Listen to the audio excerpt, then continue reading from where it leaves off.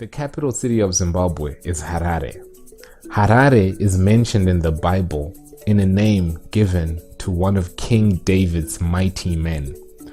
2 Samuel 23:11 says, Shammah, the son of Agi, the Hararite. 2 Samuel 23:33 says, Ahim, the son of Shara, the Hararite.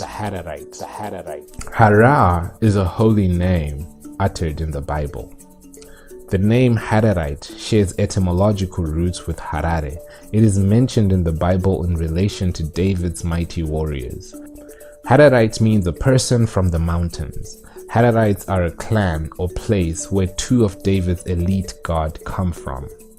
Zimbabwe and Ethiopia are twin flames. They have a holy story that's explored in The Greatest Place on Earth. Harare is a city in Ethiopia where Harari people came from. There's a street in Ethiopia named Zimbabwe. Ethiopia and Zimbabwe aren't the only places of interest in the Bible. The heart of Africa is named the Congo. It used to be known as Zaire. Zaire is a name mentioned in the Bible. So Joram went over to Zaire and all the chariots with him, and he rose by night and smote the Edomites. 2 Kings 8:21. Zaire comes from the Bantu term Nzere, which was pronounced as Zaire by the Portuguese. Zere or Zende means river that swallows all rivers.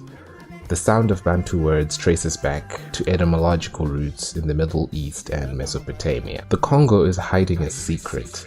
It has one of the earliest societies in Africa, and that society is known as the Jews of Congo.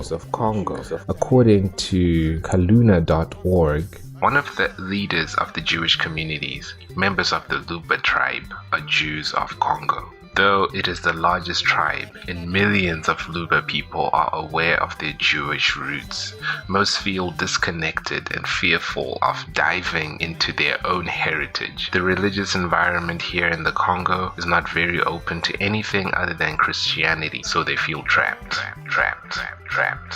The Luba settled in Central Africa for thousands of years. They are native to the Congo, and they are also Jewish.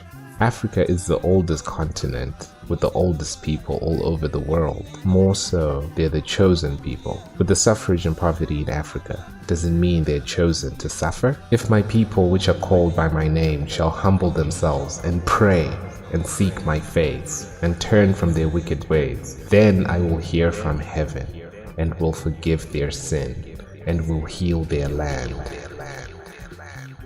It is the glory of God to hide things. It is the glory of kings to find things. The Luba are the Jews of Congo. Baluba translates to meaning lost tribes. Their language and customs are of Jewish origins. The similarities are in the name and idea of God, water, people, and much more. Zimbabwe, Congo, and Ethiopia aren't the only countries with traces of Jewish cultures. Watch The Black Jews of Africa for more on that. This was Congo in the Bible.